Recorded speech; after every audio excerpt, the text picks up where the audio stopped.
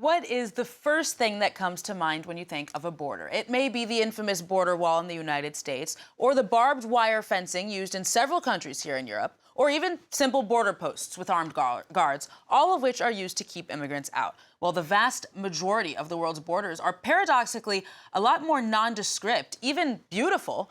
That's what photographer Valerio Vincenzo reveals in his photography book, Borderline. He's our guest on Perspective today. Valerio, thank you so much for joining us this morning. Thank you. So how did you get the idea for this project? When I first arrived in France, it was 1995. And in 1995, as an Italian coming to France, I had to obtain a residence permit. So I was an Italian migrant coming to France. And a few months later, Italy joined the Schengen Agreement. And all this administrative huge machine just melted like snow in the sun. So I want to talk about this huge change in Europe. You know, we changed the perspective on me. I was not anymore a migrant. I had become a European citizen, a different kind of foreigner. So I had this idea of taking pictures. In each one of my images, there are two countries. Thus, you can see the border between the two countries. But I traveled along 20,000 kilometers of borders between countries of peace in Europe. And as you can see, there are no barriers in my images.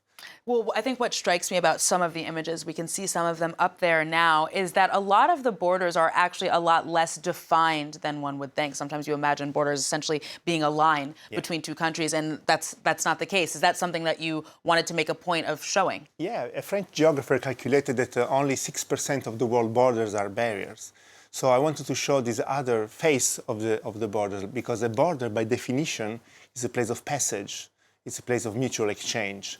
And only when politicians cannot agree on issues, they create barriers. But a normal border working properly is a place of passage, just like the one in my pictures. What are some of the most atypical or unexpected borders that you've come across? Well, some maybe have a more symbolic meaning than others. For instance, the border between Germany and Poland is one of the most recent in Europe. And you have to think that still in 1996, it was the most militarized one. Germany had a policeman every 400 meters in 1996. And then when I took the picture, which is this one, by the way, the one of the passage in the seaside, the one before, they just built this wooden walk to the beach in 2012. So that showed the huge process that we had from not trusting each other to opening ourselves to other countries and to trust each other. And speaking of symbolism behind the borders, I think I've seen it up there. Hopefully we'll be able to see it again, because one of the images is that of a forest where the border between France and Germany lies, and it's not necessarily clearly defined. Can you talk more about that border in particular and the symbolism that it holds for you? Sure. Well, if you were born in that place between 1850 and 1950, you would have seen 3 wars, and you would have changed 4 times nationalities. Today, the border is lost somewhere in the woods. So this is also a big symbol of the huge change that we had in Europe.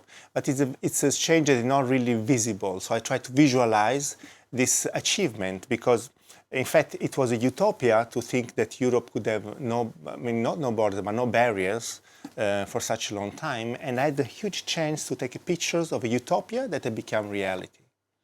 You're also the founder of an association, which organizes expositions of your photos, but it also does workshops in schools across the continent. What is the aim of these workshops? Well, the aim, first of all, is to have a discussion with the students about the notion of border, what does it represent, and also talk about the European construction. But as well, there is a part which is about education on images. We are in a society which has lots of images, but maybe we do not have the tools to decrypt them. So we work on that with the students all over Europe, from the elementary schools to the high schools.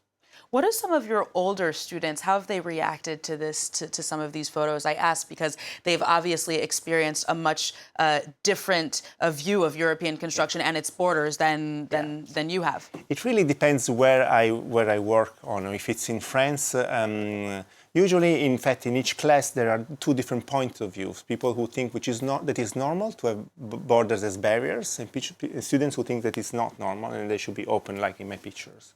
But then, if I worked recently in Vukovar, which is in Croatia, and it's a martyr city of the war next to Yugoslavia, and students there really were surprised by the images. They had no idea that borders in Europe could be like that. But they also came up with very good ideas, like for some of them, like the border is first of all in our head before then being in the landscape. So this is the first place where one should work. You know, if you want to break the borders, we should maybe work on ourselves more than on the landscape. That leads into another question. I don't know if you're politicized or if the goal of your photos is to politicize the issue, but do you think a world without borders is possible or even desirable? Well, my goal is not politicized, but a world without borders is not possible. A world without barriers is possible.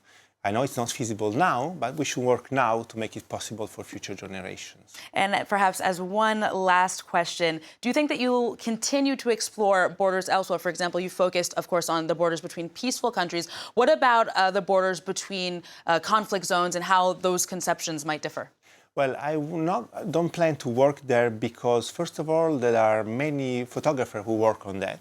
And so there is an imbalance on the images in our society. My point is really not showing those places because they are documented. And all the others are not, so that's where I work. Yeah. Okay, Valerio Vincenzo, unfortunately, that's all we have time for. But thank you so much for coming on the show today and sharing your beautiful images. Thank you for having me.